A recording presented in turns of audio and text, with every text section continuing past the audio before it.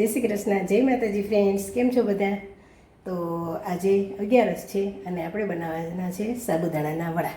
તો ચાલો વડા બનાવવા માટે શું શું લીધું છે તે તમને બતાવું. વડા બનાવવા માટે અહીં મેં સાબુદાણા લીધા છે, સિંગદાણાનો ભૂકો લીધો છે, પછી એક બાફેલું બટાકું લીધું છે અને નિમક લીધું છે, મરચાંની પેસ્ટ લીધી છે, એક લીંબુનો રસ અને થોડી ખાંડ. તો ચાલો હવે આપણે બનાવીએ સાબુદાણાના વડા. પહેલાં લઈશું આપણે સાબુદાણા, પછી એમાં નાખીશું સિંગદાણાનો ભૂકો, પછી બાફેલા બટાકા, તેને આપણે ચૂંદો કરી લઈશું, અને મરચાંની પેસ્ટ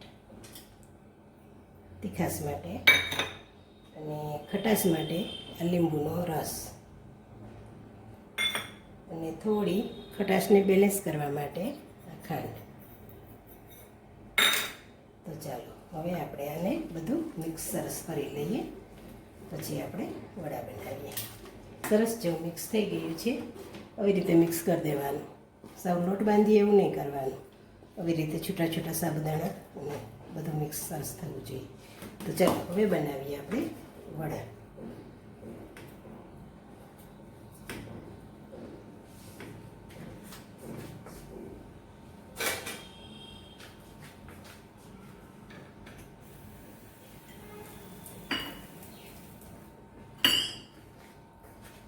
થોડો આપણે પાણીવાળો હાથ કરી અને વડા વારવાના, બનાવવાના સરસ.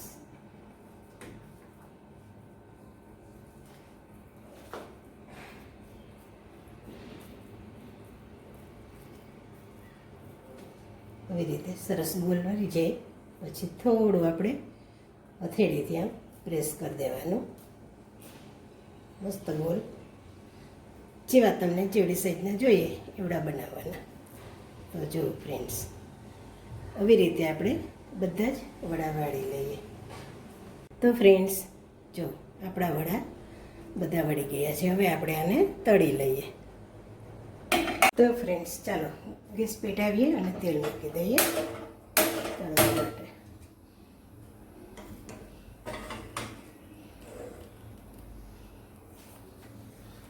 તો આપણું તેલ થઈ જાય એટલે આપણે વડા તળી લઈએ. તો ફ્રેન્ડ્સ તેલ સરસ આવી ગયું છે. તો હવે આપણે વડા તળી લઈએ.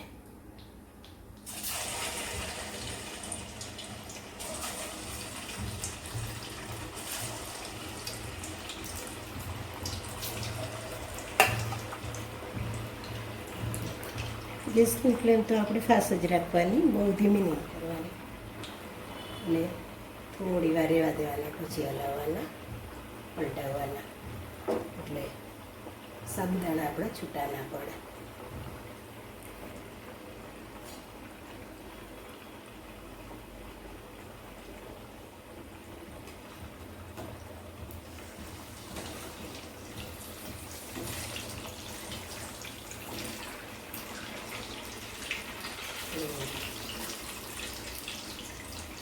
સરસ વડા તળાય છે. તો ફ્રેન્ડ્સ જો સરસ આપણા વડા મસ્ત ક્રિસ્પી તળાઈ ગયા છે.